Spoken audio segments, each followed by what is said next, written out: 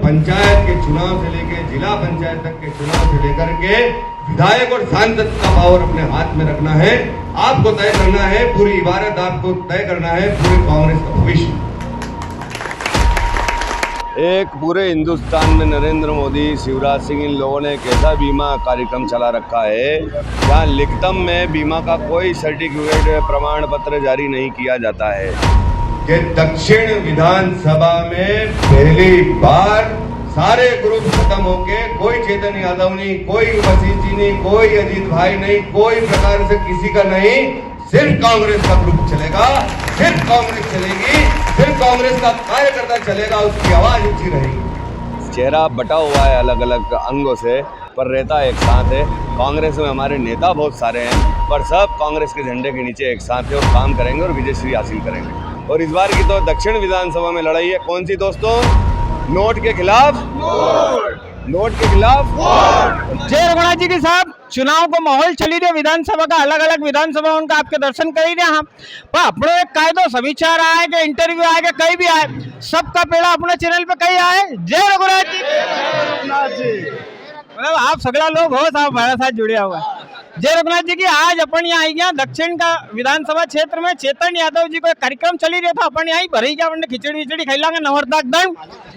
चेतन भैया को एक मामलो है, आपने जो नवा छोरा है इनको थोड़ा पतो नहीं रहेगा, पर मैंने तो प्रेम नारायण जी यादव साहब को भी कार्यकाल देखो, इनका कार्यकाल का टाइम में कई कार्यकर्ता का हाई वहीं जावा की जरूरत नहीं पड़ती थी, एक फोन घुमाओ भैया हाजिर, वो उस हिसाब मैंने चेतन भैया को भी देखो।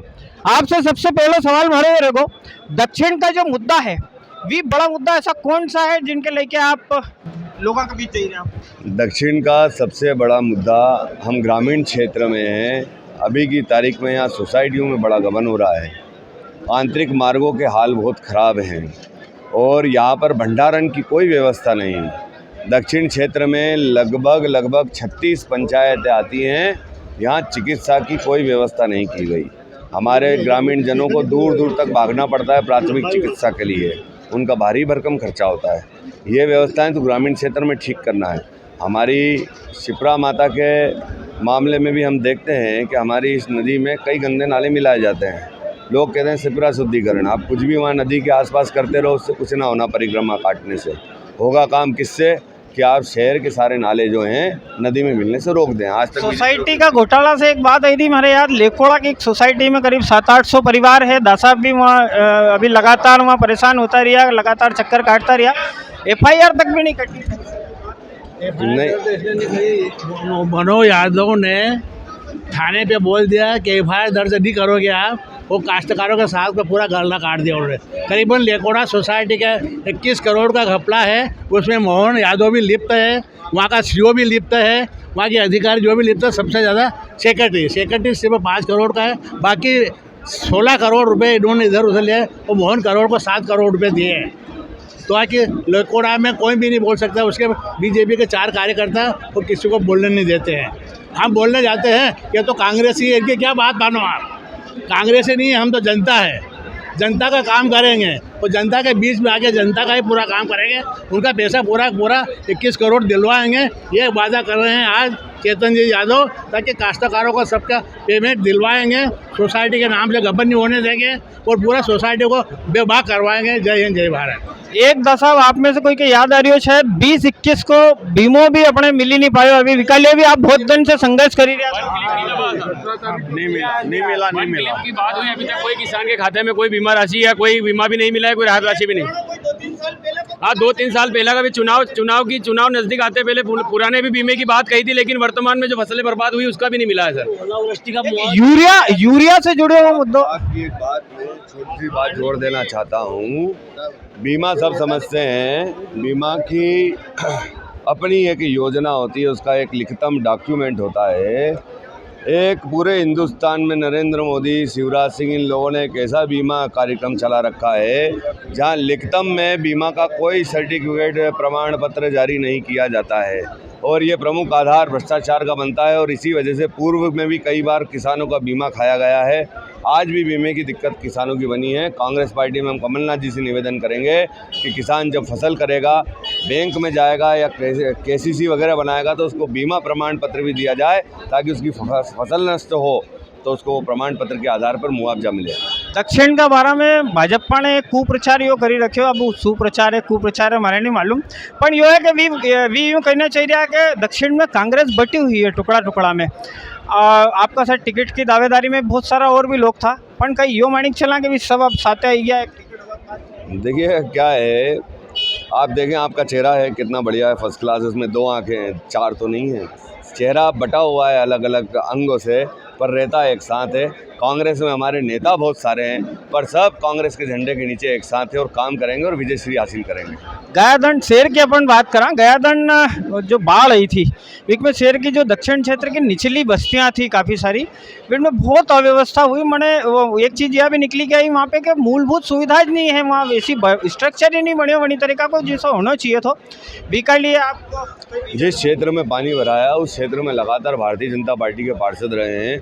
शांति नगर का निचला इलाका है, वहाँ पर एक बड़ा नाला है जो कई सारी कॉलोनियों से होकर के आता है। पास में बड़ा ग्राउंड है, नदी वहाँ से पास में पड़ती है, जहाँ से साइड से उसकी पाइपलाइन निकाली जा सकती है, उस नाले को डाइवर्ट किया जा सकता है। पर सालों साल हो गए भारतीय जनता पार्टी के पास सरकार रहते हुए, उसने इस नाले को डाइवर्ट नहीं किया। उसी वजह से इन क्षेत्रों में कमियों की दिक्कत आती है। एक और मुद्दों तो अब चूंकि शहर को जनी तरीका से विकास हो रही है, नया गांव भी विक में जुड़ता जा रहा है, नई कॉलोनी बनती जा रही है, भी जितनी भी कॉलोनी बनी और एरे मेरे का गांव का भी जो किसानों ने अभी बुआई को भी टाइम चल रही है, बिजली एक बहुत बड़ी समस्या बनी क्या? देखिए पहली बात तो शहर में बहुत अच्छा विकास हो रहा है।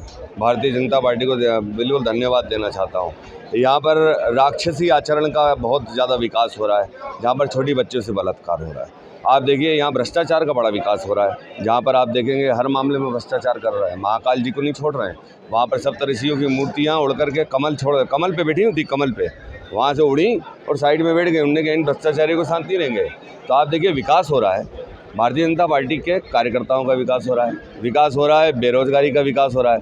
और उच्च शिक्षा मंत्री के रहते हुए यूनिवर्सिटी का इतना विकास हुआ कि उसकी ग्रेडिंग नीचे आ गई। बिजली का मुद्दा पे बात करें, नहीं बिजली तक तो मैं आ ही रहा हूँ, देख लीजिए। अभी बड़ा मीम्स चल रहा है कि बस मैं वही बताने वाला था। जैसे ही आपने बिजली का पूछा तो बताने वाले भारतीय जनता पार्टी, हाँ मोदी जी बहुत अच्छे आदमी है, ये बहुत बढ़िया, बहुत बढ़िया। फिर आप पूछेंगे क्या पूछेंगे कि बिजली के मुद्दे पे आने वाला था, तो मैं वही बता रहा था कि बिजली का जो मुद्दा है वो ओरिजिनल रूप से भ्रष्टाचार की दुकान है। एक बार भारतीय जनता पार्टी का ऊर्जा मंत्री ये बता दे कि 1 यूनिट बिजली पैदा करने में उसको क्या इन्वेस्टमेंट लगती है और क्यों जनता से इतना पैसा ले रहा है और क्यों बिजली गांव तक नहीं पहुंचा रही। 4-4 दिन इन लोगों से पूछिए, डीपी नहीं बदलते। कामड़ा की बात चली रही अपने चूंकि, तो अभी गया 2 महीना में दक्षिण क्षेत्र का लोगों ने सबने जम के भूमि पूजन की बाढ़ देखी।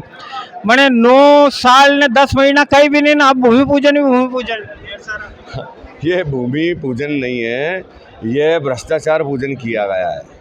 ये लोग ये चाहते हैं कि जनता कुछ नहीं जानती, पर एक बहुत पुराना गाना था, ये पब्लिक है ये सब जानती है। इनके नाटंकी के जो ट्रेनर हैं शिवराज सिंह जी, उन्होंने सबको नाटक मंडली में भर्ती कर लिया है, सब नाटक कर रहे हैं। एक दिन नहाने पहुँच गए थे मंत्री जी, पता है आप लोगों को? तो मंत्री जी नहाने पहुँचे और कह रहे हैं शिवराज जी साफ़ कर रहे हैं। शिवराज जी भैया तुम क्या साफ़ कर रहे हो, तुम मंत्री थे, आप लोगों को आपके प्रशासन महकमे से साफ़ करानी थी। तो रही बात ये जो भूमि पूजन की आप देख रहे हैं, जनता को भ्रमित करना चाहते हैं। इनको लगता है ये बिकाऊ जनता है, इन्होंने अभी सरकार खरीदी थी। कई सारे लोग जो गद्दार थे, जिनको पैसे से लालच था, उन लोगों को खरीदने के बाद इन लोगों ने सरकार खरीदी, तो इनको लगता है कि एक गरीब आदमी जो है वो बिक जाएगा। गरीब आदमी के पास ईमान पक्का होता है, वो कभी नहीं बिकने वाला। इनके भूमि पूजन से, इनके घड़ी बांटने से, इनके खाना खिलाने से, इनके दारू पिलाने से। और इस बार की तो दक्षिण विधानसभा में लड़ाई है कौन सी दोस्तों? नोट के खिलाफ नोट के खिलाफ तो नोट के खिलाफ वोट होने वाला है। अच्छा, एक सबको आखिरी सवाल मारो, चेतन यादव जी अपना मतदाता उनसे कई कहना चाहे, क्यों लोग आपके वोट दे? मुझे वोट मत दीजिएगा, आप ईमानदारी को वोट दीजिएगा। मुझे वोट मत देना, उनके खिलाफ वोट देना जिन लोगों ने एक बेटी का बलात्कार हुआ और कोई वर्षन जारी नहीं किया। मुझे वोट मत देना, उन लोगों के खिलाफ वोट देना जिन लोगों ने शहर में मंदिरों में भ्रष्टाचार करा। उन लोगों के खिलाफ वोट देना जिन लोगों ने धर्म का नाम लेकर के महाकाल मंदिर के अंदर शुल्क की व्यवस्था डाली। तो जनता जो है खुद के आदमी को चुनाव लड़ा रही है। मैं जनता का बीच का हूँ, उनका कार्यकर्ता हूँ, तो जनता स्वयं चुनाव लड़ रही है इस बार, इसलिए जनता जवाब देगी 17 तारीख को सिल लगाकर कांग्रेस की सरकार बना के कि वो क्यों वोट दे रही है इनके भ्रष्टाचार के खिलाफ। तो साहब ये था चेतन यादव जी, उज्जैन दक्षिण का विधानसभा का दावेदार प्रत्याशी कांग्रेस की तरफ से। इनकी बात आपने सुनी, कभी इनकी बात हमारे जची हो तो कमेंट में जय रघुनाथ जी की जरूर लिख दो।